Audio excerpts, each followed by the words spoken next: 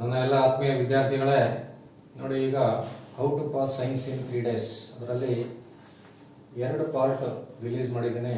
ಮೂರನೇದು ಈಗ ಬಿಡ್ತಾ ಇದ್ದೀನಿ ನಿಮಗೆ.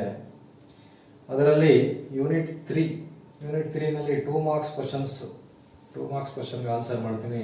5 ಮಾರ್ಕ್ಸ್ದು ನೀವೇ ಆನ್ಸರ್ ಮಾಡ್ಕೊಡಿ, ಆಯಿತಾ? ಈಸಿ ಇದೆ, ಏನಿಲ್ಲ. ನೋಡಿ, define heat and write SI unit of heat ಅಂತ. ನೋಡಿ, ಡಿಫೈನ್ ಹೀಟ್ ಅಂತಂದ್ರೆ ಏನು? Heat is a form of energy. ನೋಡಿ, heat is a form of energy. What is the unit of heat in SI system? ಅಂದ್ರೆ joule. Unit is joule. Unit is joule. ನೋಡಿ, 2 number ಬಂದ್ಬಿಡ್ತು. Heat is a form of energy. Its unit in SI system is joule. First question ಮುಗೀತು. ನೋಡಿ, define conduction, convection and radiation. ನೋಡಿ, ತುಂಬಾ important. Conduction, convection, radiation guarantee ಪ್ರಶ್ನೆ ಇರ್ತದೆ. ನೋಡಿ, conduction ಅಂತಂದ್ರೆ ಏನು? ಕಂಡಕ್ಷನ್ ಅಂತಂದ್ರೆ ಟ್ರಾನ್ಸ್ಫರ್ ಆಫ್ ಹೀಟ್ ಫ್ರಮ್, ನೋಡಿ, transfer of heat from one point to another point. ಅಥವಾ one place ಆಗ್ಬೋದು, one point to another point or one place to another place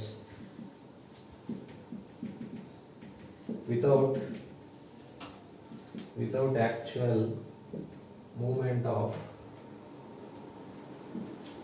heated particles.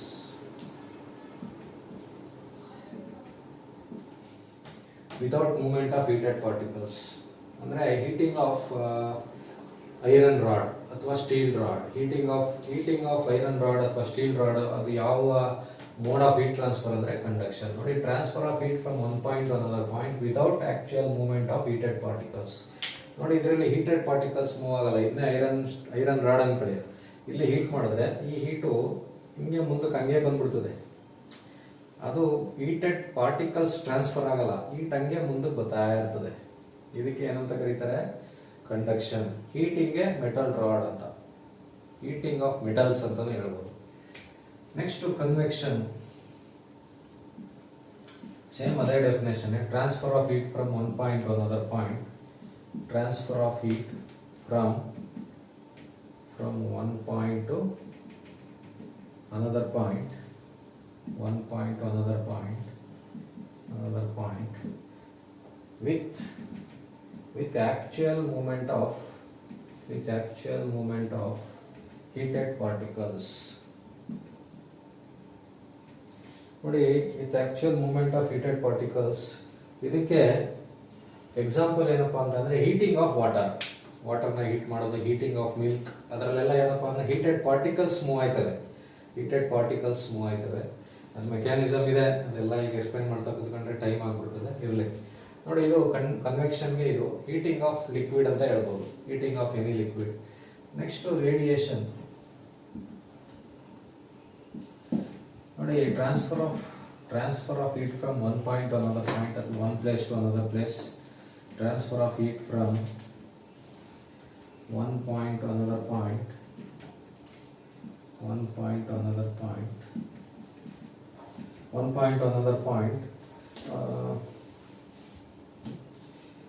without affecting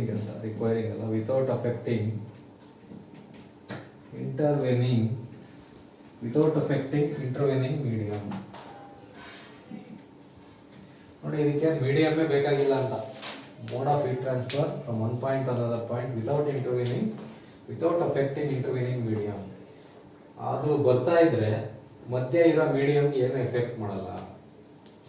ಈಗ example ಏನಪ್ಪಾ ಅಂತಂದ್ರೆ radiation from the ಸನ್, ಸೂರ್ಯನಿಂದ ಬರ್ತದೆ. ನೋಡಿ, ಮಧ್ಯೆ ಏನು ಬೇಕಾಗಿಲ್ಲ ಅದಕ್ಕೆ. ಮಧ್ಯೆ ಅದು ಗಾಳಿ ಬಂದ್ರು ಗಾಳಿಗೆ ಏನು ಮಾಡಲ್ಲ. ನೋಡಿ, ಆ ಥರದಕ್ಕೆ ಏನಂತ ಕರೀತಾರೆ? Radiation. Heat from the sun example ಹೇಳ್ಬೋದು. ಇದಕ್ಕೆ ಹೀಟಿಂಗ್ ಆಫ್ ಲಿಕ್ವಿಡ್, ಇದಕ್ಕೆ ಹೀಟಿಂಗ್ ಆಫ್ ಮೆಟಲ್ ರಾಡ್. ಎಕ್ಸಾಂಪಲ್ಗಳು ನೆನ್ಪಿಟ್ಕೊಳ್ಳಿ, ಸರಿನಾ? ಅಪ್ಲಿಕೇಶನ್ಗಳಿದಾವೆ, ಅದನ್ನ ನೀವು ಓದ್ಕೊಳ್ಳಿ. ನೆಕ್ಸ್ಟ್ ಪ್ರಶ್ನೆ ಬಂದು ಸ್ಟೇಟ್ ಬಾಯ್ಲ್ಸ್ ಲಾ. ನೋಡಿ, ಇದು ಅಷ್ಟೇ ಇಂಪಾರ್ಟೆಂಟ್. ಸ್ಟೇಟ್ ಬಾಯ್ಲ್ಸ್ ಲಾ, ಸ್ಟೇಟ್ ಚಾರ್ಲ್ಸ್ ಲಾ, ಸ್ಟೇಟ್ ಗೇ-ಲುಸಾಕ್ಸ್ ಲಾ. ಮೂರಲ್ಲಿ ಯಾವ್ದಾದ್ರು ಒಂದು ಕೇಳ್ತಾರೆ.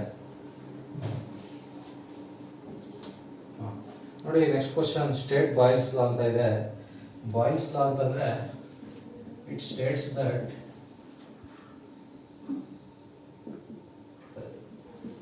for a given mass of gas at constant temperature for a given mass of gas at constant temperature ಬೇಕಂದ್ರೆ ಇದು ಎರಡು ತರ ಬರೀಬಹುದು volume is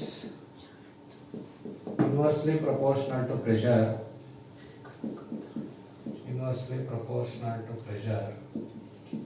or pressure is inversely proportional to volume ಹಂಗೂ ಹೇಳ್ಬೋದು ನೋಡಿ ಇಲ್ಲಿ ವಾಲ್ಯೂಮ್ ಜಾಗಕ್ಕೆ ಪ್ರೆಷರ್ ಹಾಕೋಬಹುದು ಪ್ರೆಷರ್ ಜಾಗಕ್ಕೆ ವಾಲ್ಯೂಮ್ ಏನು ತೊಂದರೆ ಇಲ್ಲ ಮ್ಯಾಥಮೆಟಿಕಲ್ ಹೇಳ್ಬೇಕಂತಂದ್ರೆ ವಿ ಇಸ್ ಇನ್ವರ್ಸ್ಲಿ ಅಂದ್ರೆ 1/p ಅಂತ ಬರುತ್ತೆ or P V is equal to constant ಇಷ್ಟು ಬರೀಬೇಕು ಇದಕ್ಕೆ ಸ್ಟೇಟ್ ಬಾಯ್ಲ್ಸ್ ಲಾ ಅಂತಂದ್ರೆ it states that for a given mass of gas at constant temperature volume is inversely proportional to pressure ಇದು ಯಾವ law ಇದು ಬಾಯ್ಲ್ಸ್ ಲಾ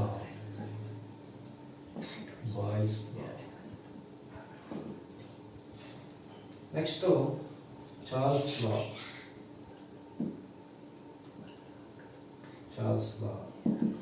ನೋಡಿ ಚಾರ್ಲ್ಸ್ ಲಾ ಏನಪ್ಪ ಹೇಳ್ತದೆ ಅಂತಂದ್ರೆ it states that for a given mass of it states that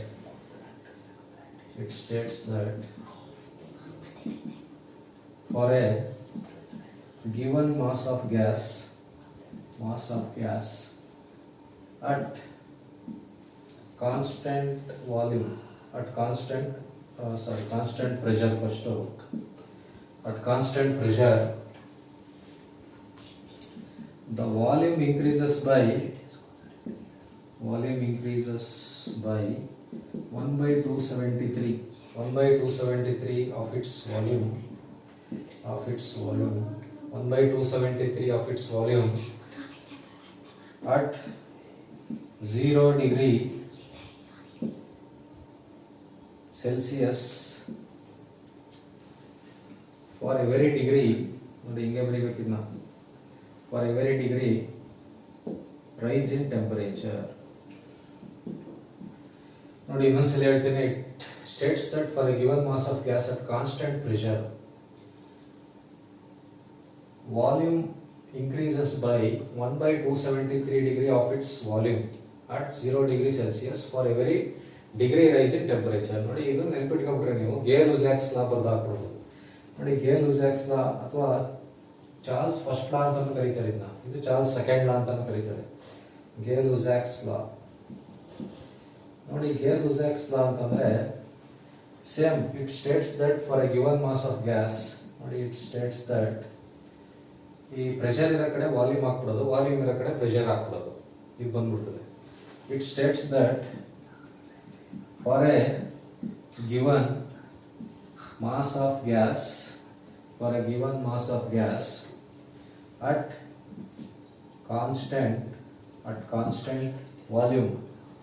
at constant volume the pressure increases by 1/273 of its pressure at same 0 degree ನೋಡಿ cut ಮಾಡ್ಕೊಬಿಡ್ಬೇಕು 0 degree Celsius for every degree rise in temperature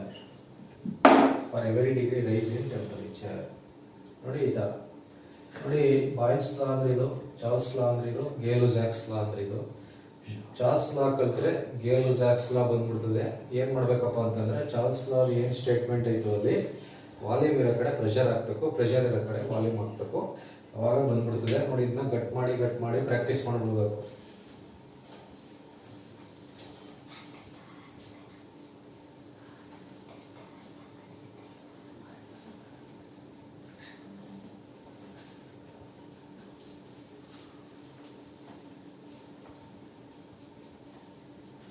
ನೋಡಿ next state 0th law of thermodynamics ಅಂತ ಇದೆ 0th law of thermodynamics ನೋಡಿ 0th ಲಾ ಇದೆ first law second ಲಾ ಸಾಧ್ಯ ಆದರೆ first law second lawn statement ನೋಡ್ಕೊಳ್ಳಿ ನಾನು ಬರೀ 0th ಲಾ ಅಂತ ಅಷ್ಟೇ ಕೊಟ್ಟಿದ್ದೀನಿ ನೋಡಿ 0th ಲಾ ಆಫ್ ಏನಪ್ಪ ಹೇಳ್ತದೆ ಅಂತಂದ್ರೆ, if two systems A and B are separately in thermal equilibrium with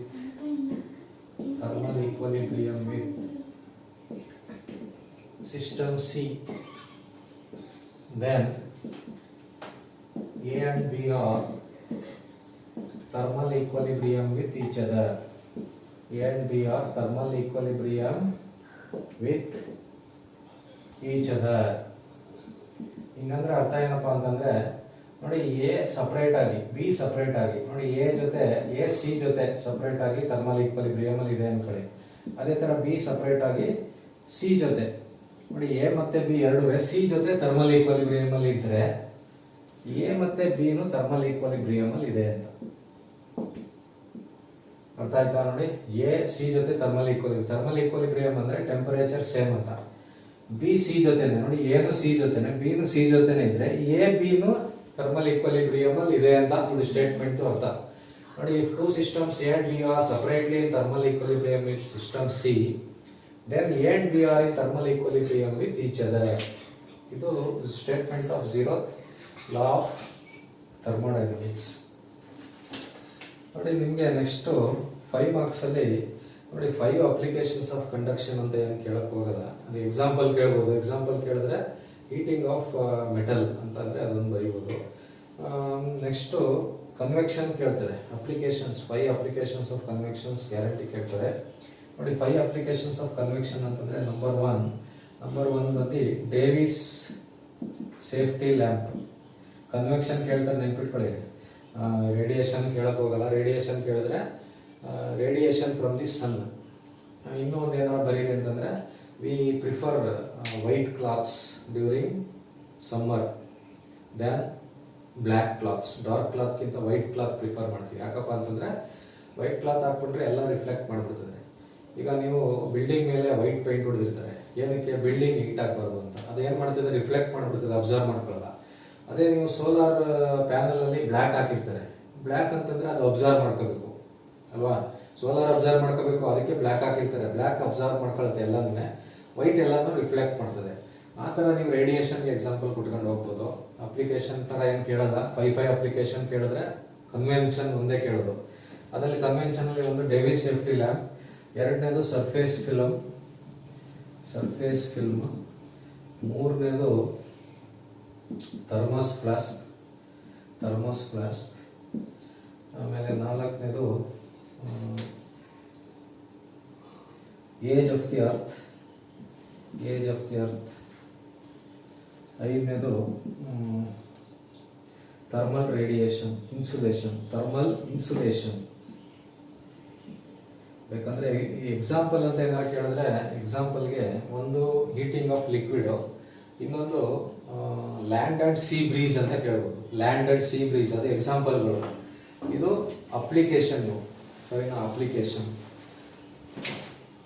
ನಿಮಗೆ ಅಪ್ಲಿಕೇಶನ್ ಅಲ್ಲಿ ಅವೆರಡೇನು ಕೇಳಲ್ಲ ಬಿಡಿ, ರೇಡಿಯೇಷನ್ ಮತ್ತೆ ಕಂಡಕ್ಷನ್ ಏನು ಕೇಳಲ್ಲ. ಕೇಳಿದ್ರೆ ನಿಮ್ಗೆ ಯಾವ್ದು ಕೇಳೋದು?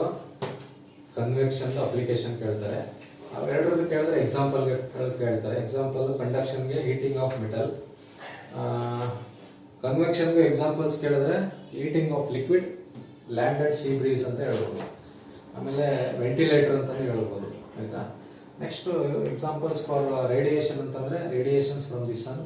V prefer white cloth during summer and white is painted on the floor of the building, above the building, in order to avoid heating. ಅದೇ ಥರ ಈ ಸೋಲಾರಲ್ಲಿ, solar panel is black in colour. In solar we need heat to absorb, therefore black absorbs more heat, white reflects all the heat. ಅದರ ಮೇಲೆ radiations ಬರ್ಕೊಂಡು ಹೋಗಿ. Applications of convection ಕೇಳ್ತಾರೆ 5, ಇನ್ನು ಅವೆರಡೇನು ಕೇಳಲ್ಲ, ಎಕ್ಸಾಂಪಲ್ ಕೇಳ್ತಾರೆ 5. ಇದು ನೆನ್ಪಿಟ್ಕೊಬೇಡಿ. ಅಪ್ಲಿಕೇಶನ್ ಇದು, ಎಕ್ಸಾಂಪಲ್ ಬೇರೆ ಅಪ್ಲಿಕೇಶನ್ ಬೇರೆ, ಕನ್ಫ್ಯೂಸ್ ಮಾಡ್ಕೊಬೇಡಿ. ಇದು ಅಪ್ಲಿಕೇಶನ್. ಎಕ್ಸಾಂಪಲ್ ಅಂತಂದ್ರೆ ಹೀಟಿಂಗ್ ಆಫ್ ಲಿಕ್ವಿಡ್ ಮತ್ತೆ ಲ್ಯಾಂಡ್ ಅಂಡ್ ಸಿ ಬ್ರೀಸ್ ಅದು ಹೇಳ್ಬೇಕಾಗುತ್ತೆ.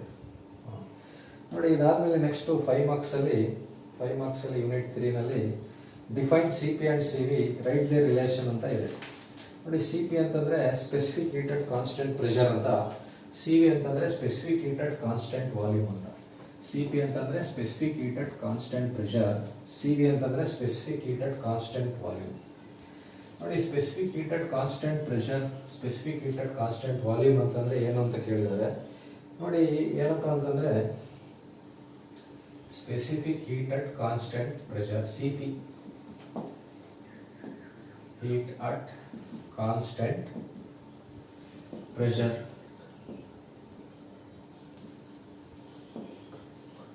It is the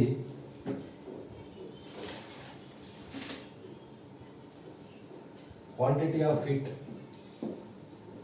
It is the quantity of heat required to raise the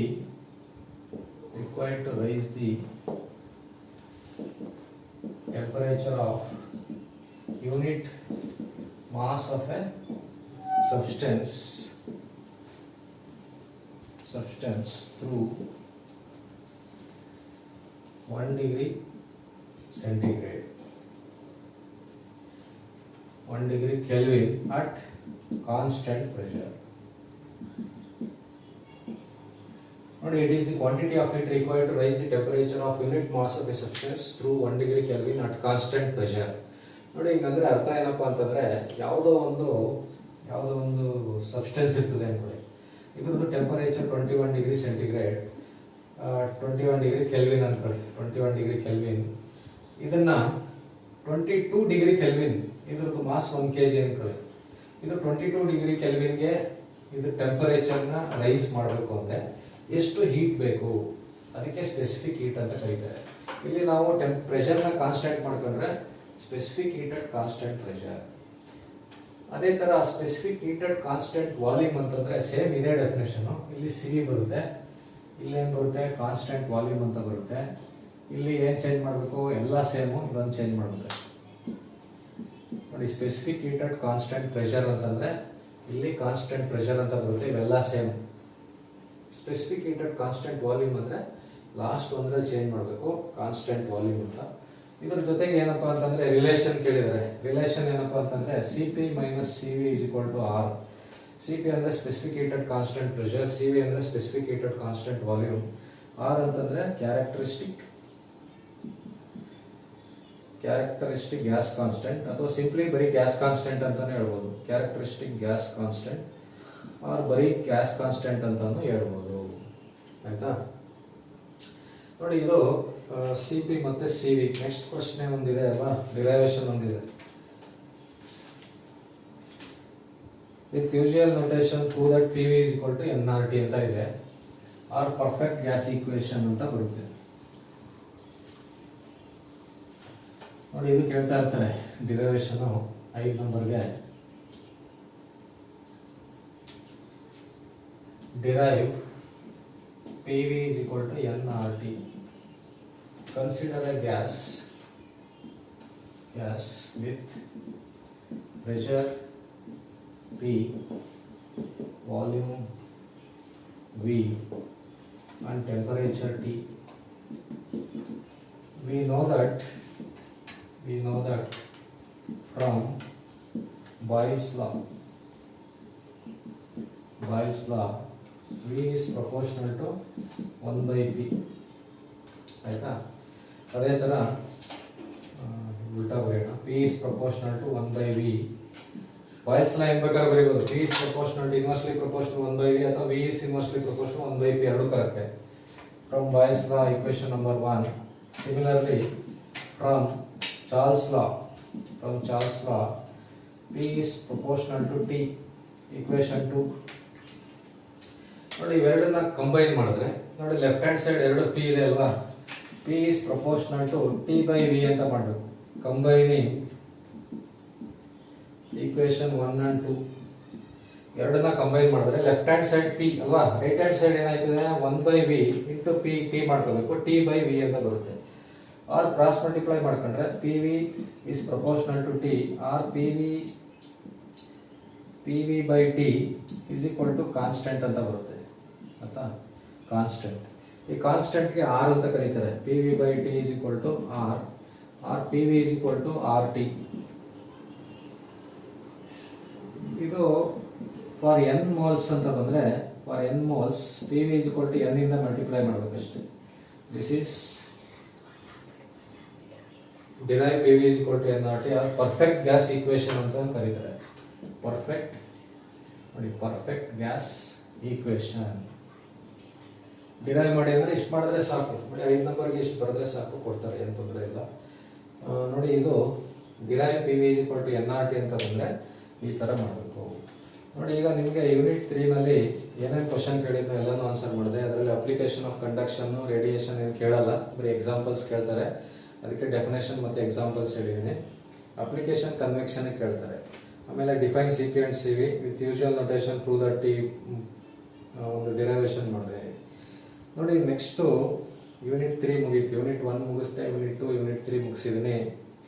unit 4, 5, 6 ಇದನ್ನು ನೀವೇ ಓದ್ಕೋಬೇಕು ನೋಡಿ. ಎಲ್ಲ ಸ್ವಲ್ಪನೇ ಪ್ರಶ್ನೆಗಳು ಕೊಟ್ಟಿರೋದು, ಇದಿಷ್ಟಕ್ಕೆ ಆನ್ಸರ್ ಕಂಡುಹಿಡ್ಕೊಂಡು ನೀವೇ ಪ್ರಾಕ್ಟೀಸ್ ಮಾಡ್ಕೊಳ್ಳಿ ನೋಡಿ. ಇದರಲ್ಲಿ ಎಲ್ಲನೂ ಓದಿ. ಅದರಲ್ಲಿ ನಾನು ತುಂಬ ಇಂಪಾರ್ಟೆಂಟ್ ಆಗಿರೋದು ಯಾವುದು ಅಂತ ಹೇಳ್ತೀನಿ ನೋಡಿ. ಯೂನಿಟ್ 4ಅಲ್ಲಿ 5 ಮಾರ್ಕ್ಸಲ್ಲಿ ಕ್ವಶನ್ ನಂಬರ್ 1, 2 ಇದೆಲ್ಲ ತುಂಬ ಇಂಪಾರ್ಟೆಂಟ್ ಆಯಿತಾ. ಎಲ್ಲನೂ ಇಂಪಾರ್ಟೆಂಟೇ, ಬಟ್ ಅದರಲ್ಲೂ ಇಂಪಾರ್ಟೆಂಟ್ ಹೇಳ್ತಾ ಇದ್ದೀನಿ. ಹಂಗಂದ್ಬಿಟ್ಟು ಬಾಕಿ ಬಿಟ್ಬಿಡ್ಬೇಡಿ, ಯಾಕಂದರೆ ನಾನೇನು ಜಾಸ್ತಿ ಕ್ವಶನ್ಸ್ ಕೊಟ್ಟಿಲ್ಲ. ಇಲ್ಲಿ ಏನು ಕೊಟ್ಟಿದ್ದೀನೋ ಇಷ್ಟು ಪ್ರಶ್ನೆ ನೀವು ಓದ್ಕೊಂಡು ಹೋದರೆ 100% ಒಂದು 50 ನಂಬರ್ ತಗೋಬೋದು. ಇದರಲ್ಲೂ ನೀವೇನಾರು ಫಿಲ್ಟರ್ ಮಾಡಿಬಿಟ್ರೆ ಕಷ್ಟ ಆಯ್ತದೆ. ಎಲ್ಲ ಓದಲೇಬೇಕು. ಅದರಲ್ಲೂ ನೀವು ಚೆನ್ನಾಗಿ ಓದಬೇಕಾಗಿರೋದು ಹೇಳ್ತಾ ಇರೋದು, ಗೊತ್ತಾಯ್ತಲ್ವ. ಯೂನಿಟ್ 5ಅಲ್ಲಿ ಯಾವುದೇ ಕಾರಣಕ್ಕೂ 5 ಮಾರ್ಕ್ಸಲ್ಲಿ ಕ್ವಶನ್ ನಂಬರ್ 1, 2 ಮತ್ತು 3 ಆಯಿತಾ. ಅದರಲ್ಲಿ 1, 2 ತುಂಬ ಇಂಪಾರ್ಟೆಂಟು. 2 ಮಾರ್ಕ್ಸ್ ಬಿಡಿ, ಎಷ್ಟು ಪ್ರಶ್ನೆ ಇರೋ ಅದು 2 ಲೈನ್ ಇರ್ತವೆ, ಕಲ್ತ್ಕೋಬೋದು. 5 ಮಾರ್ಕ್ಸಲ್ಲಿ ನೋಡಿ ಇವೆರಡು ಇಂಪಾರ್ಟೆಂಟು. ಯೂನಿಟ್ 4ಅಲ್ಲಿ ಯೂನಿಟ್ 4 ಇನ್ನೊಂದು ಪಾಠ ಇದೆ ಅಲ್ವಾ. ಯೂನಿಟ್ 4ಅಲ್ಲಿ ಸ್ಟೇಷನರಿ ವೇವ್ಸ್ ಅಂಡ್ ನೋಡಿ. ಇದರಲ್ಲೂ ಅಷ್ಟೇ ಡಿಸ್ಕ್ರೈಬ್ ಎನ್ ಎಕ್ಸ್ಪೆರಿಮೆಂಟ್. ಅದರಲ್ಲಿ ಮೊದಲನೇ ಎಕ್ಸ್ಪೆರಿಮೆಂಟ್ಗಿಂತ 6 ಮಾರ್ಕ್ಸಲ್ಲಿ ಕ್ವಶನ್ ನಂಬರ್ 2, 3 ಇದೆ ನೋಡಿ. ಯೂನಿಟ್ 4ಅಲ್ಲಿ 6 ಮಾರ್ಕ್ಸಲ್ಲಿ ಕ್ವಶನ್ ನಂಬರ್ 2 and 3 ತುಂಬ ಇಂಪಾರ್ಟೆಂಟು. ಕ್ವಶನ್ ನಂಬರ್ 2 and 3 ಇದೆಲ್ಲ ತುಂಬ ಇಂಪಾರ್ಟೆಂಟು. ಅವೆರಡರಲ್ಲಿ ಒಂದು ಬಂದೇ ಬರುತ್ತೆ, 100% ಬರುತ್ತೆ ಆಯಿತಾ. ಆಮೇಲೆ 2 ಮಾರ್ಕ್ಸ್ ಎಲ್ಲ ಓದ್ಕೊಳ್ಳಿ. ನೆಕ್ಸ್ಟು ಯೂನಿಟ್ 5ಅಲ್ಲಿ ತುಂಬ ಇಂಪಾರ್ಟೆಂಟಾಗಿ ನೀವೇನಪ್ಪ ಅಂತಂದರೆ ಲೇಸರ್ ಬಗ್ಗೆ expansion, light amplification by stimulated emission of radiation, ಮತ್ತು ಅದರದ್ದು ಪ್ರಿನ್ಸಿಪಲ್ಲು, ಆಮೇಲೆ ಅದರದ್ದು ಅಡ್ವಾಂಟೇಜಸ್ಸು, ಅಪ್ಲಿಕೇಶನ್, ಇಷ್ಟು ಒಂದು ಬಿಡ್ದಂಗೆ ಓದ್ಕೋಬೇಕು. ಒಂದು ಪ್ರಶ್ನೆ 100% ಇದ್ದೇ ಇರ್ತದೆ. ಇಲ್ಲ ಅಡ್ವಾಂಟೇಜಸ್ ಕೇಳ್ತಾರೆ, ಇಲ್ಲ ಅಪ್ಲಿಕೇಶನ್ ಕೇಳ್ತಾರೆ, ಇಲ್ಲ ಪ್ರಿನ್ಸಿಪಲ್ ಕೇಳ್ತಾರೆ, ಇಲ್ಲ ಎಕ್ಸ್ಪ್ಯಾಂಡ್ ಅಂತಲೇ ಕೇಳ್ಬಿಡ್ತಾರೆ 2 ನಂಬರ್ಗೆ. ಲೇಸರು 100% ನೆನ್ಪಿಟ್ಕೊಡಿ ನೀವು. ಇದರಲ್ಲಿ laser, nano technology, optical fibre 100% ಮೂರುವೇ ಓದ್ಕೋಬೇಕು ಕರೆಕ್ಟಾಗಿ. ಯಾವುದಾದ್ರು laser, nano technology, optical fibre ಮೇಲೆ ಪ್ರಶ್ನೆ ಇದ್ದೇ ಇರ್ತದೆ. ನಾನು ಏನು ಕೊಟ್ಟಿದ್ದೀನಿ ಆ ಪ್ರಶ್ನೆಗಳು ಕಲ್ತ್ಕೊಡಿ ಆಯಿತಾ ನೋಡಿ. ಇದಾದಮೇಲೆ question number unit 3, unit 4, unit 5, unit 6ಅಲ್ಲಿ ಏನೇನು ಪ್ರಶ್ನೆ ಕೊಟ್ಟಿದೆ ಆ ಪ್ರಶ್ನೆಗಳೆಲ್ಲ ಓದ್ಕೊಳ್ಳಿ. ಯೂನಿಟ್ 6ಅಲ್ಲಿ ಏನು ಕೊಟ್ಟಿದ್ದೀನಿ ಅವೆಲ್ಲ ಓದ್ಕೊಳ್ಳಿ ನೋಡಿ. ನಾನು how to pass science in 3 days ಅಂತ ಹೇಳ್ಬಿಟ್ಟು, how to pass science in 3 days ಅಂದ್ಬಿಟ್ಟು 3 ವಿಡಿಯೋಗಳನ್ನ ನಿಮಗೆ ಕೊಟ್ಟೆ. ಅದರಲ್ಲಿ 3 ಯೂನಿಟಲ್ಲಿ ಏನು ಪ್ರಶ್ನೆ ಕೊಟ್ಟಿದ್ನೋ ಅದಕ್ಕೆ ಆನ್ಸರು ಕೊಟ್ಟಿದ್ದೀನಿ ಆಯಿತಾ. ಇನ್ನೂ 3 ಪ್ರಶ್ನೆಗಳು ಆನ್ಸರ್ ಮಾಡೋಕ್ಕೆ ಸಾಧ್ಯ ಆಯ್ತಾ ಇಲ್ಲ. ಪ್ರಶ್ನೆಗಳು ಕೊಟ್ಟಿದ್ದೀನಿ, ನೀವು ಆ ಪ್ರಶ್ನೆಗಳನ್ನು ಆನ್ಸರ್ಗಳು ಹುಡುಕೊಂಡು ಓದ್ಕೊಳ್ಳಿ, ಏನು ತೊಂದರೆ ಇಲ್ಲ, ಸಿಗ್ತವೆ, ಯಾವ್ದಾರ ಬುಕ್ಕಲ್ಲಿ ಸಿಗ್ತವೆ. ಆ ಪ್ರಶ್ನೆಗಳು ಮಿಸ್ ಇಲ್ದಂಗೆ ಓದ್ಕೊಳ್ಳಿ ಆಯಿತಾ. ಯೂನಿಟ್ 6ಅಲ್ಲಿ ಇಂಪಾರ್ಟೆಂಟಾಗಿ ಪಿ ಎಚ್ ಮೇಲೆ ಪ್ರಶ್ನೆ ಇದ್ದೇ ಇರ್ತದೆ, ನೆನ್ಪಿಟ್ಕೊಳ್ಳಿ. ಪಿ ಎಚ್ದು ಅಪ್ಲಿಕೇಶನ್ನು, ಪಿ ಎಚ್ ಸ್ಕೇಲು, ಆಮೇಲೆ ಕರೋಜನ್ದು ಕೊಟ್ಟಿದ್ದೀನಿ ಪ್ರಶ್ನೆ. ಕರೋಜನ್ ಮೇಲೂ ಪ್ರಶ್ನೆ ಇರ್ತದೆ. Preventive measures, what is corrosion, preventive measures, fuel cells, ಅದ್ರ ಮೇಲೆ ಪ್ರಶ್ನೆ ಬರ್ತದೆ. ನಾನು ಕೊಟ್ಟಿರೋ ಪ್ರಶ್ನೆ ಎಲ್ಲ ಓದ್ಕೋಬೇಕು ಯೂನಿಟ್ 6ಅಲ್ಲಿ. ನಾನು ಯಾವುದ್ಯಾವುದು ಅಂತ ಹೇಳ್ತಾ ಇಲ್ಲ. ಯೂನಿಟ್ 6 ಎಲ್ಲನೂ ಓದ್ಕೊಳ್ಳಿ ಸರಿನಾ. ಮಿಸ್ ಮಾಡಬೇಡಿ, ಒಂದು ಮಿಸ್ ಮಾಡಬೇಡಿ. ಆಮೇಲೆ ಎಕ್ಸ್ಪೆರಿಮೆಂಟ್ಗಳು ಅಷ್ಟೇ, ನಾನು 2 ಒಂದೊಂದು ಅಷ್ಟೇ ಕೊಟ್ಟಿರೋದು. ಆ ಎಕ್ಸ್ಪೆರಿಮೆಂಟ್ಗಳೆಲ್ಲನೂ ಓದ್ಕೊಳ್ಳಿ ಸರಿನಾ ನೋಡಿ. ಇಷ್ಟು ಹೇಳ್ತಾ, ಆ್ಯಕ್ಚುಲಿ ಸೈನ್ಸ್ ಮಾಡಬಾರ್ದು ಅಂದ್ಕೊಂಡೇ ಇದ್ದೆ, ಆದರೂ ಸುಮಾರು ಜನ ಪಾಪ ಕಾಮೆಂಟ್ ಮಾಡಿದ್ರಿ ಸೈನ್ಸ್ ಕೊಡಿ ಸರ್ ಅಂತ. ನನ್ನ ಕೈಲಿ ಏನು ಸಾಧ್ಯ ಆಗುತ್ತೋ ಅದನ್ನು ನಾನು ಪ್ರಿಪೇರ್ ಮಾಡಿ ನಿಮಗೆ ಕೊಟ್ಟಿದ್ದೀನಿ. ಖಂಡಿತ ನಿಮ್ಗೆ ಯೂಸ್ ಆಗೇ ಆಯ್ತದೆ. ಇಷ್ಟು ಓದ್ಕೊಂಡು ಹೋದರೆ 100% ಪಾಸ್ ಆಗ್ಬೋದು. ಎಲ್ಲರಿಗೂ ಒಳ್ಳೆಯದಾಗಲಿ, ಎಲ್ಲರೂ ಪಾಸ್ ಆಗಲಿ, ಒಳ್ಳೆ ಮಾರ್ಕ್ಸೇ ಬರಲಿ ಅಂತ ಹೇಳ್ತಾ ನಿಮಗೆಲ್ಲ ಮತ್ತೊಮ್ಮೆ ಥ್ಯಾಂಕ್ಸ್ ಅಂತ ಹೇಳ್ತಾ, ಯಾರ್ಯಾರು ಸೈನ್ಸ್ ಎಕ್ಸಾಮ್ ಬರೀತಿರೋ ಏನು ಗಾಬರಿ ಆಗೋದು ಬೇಡ. ನಾನು ಕೊಟ್ಟಿರೋ ಪ್ರಶ್ನೆಗಳು ರಿವಿಷನ್ ಮಾಡ್ಕೊಳ್ಳಿ. ಇನ್ನೂ ಒಂದು ದಿವಸ ಟೈಮ್ ಇದೆ, ರಿವಿಷನ್ ಮಾಡ್ಕೊಂಡು ಚೆನ್ನಾಗಿ ಆನ್ಸರ್ ಬರೀರಿ ಅಂತ ಹೇಳ್ತಾ ನನ್ನ ಈ ಸೈನ್ಸ್ ವಿಡಿಯೋ ಕ್ಲಾಸನ್ನು ಮುಗಿಸ್ತಾ ಇದ್ದೀನಿ. ಎಲ್ಲರಿಗೂ ವಂದನೆಗಳು. Thank you. All the best.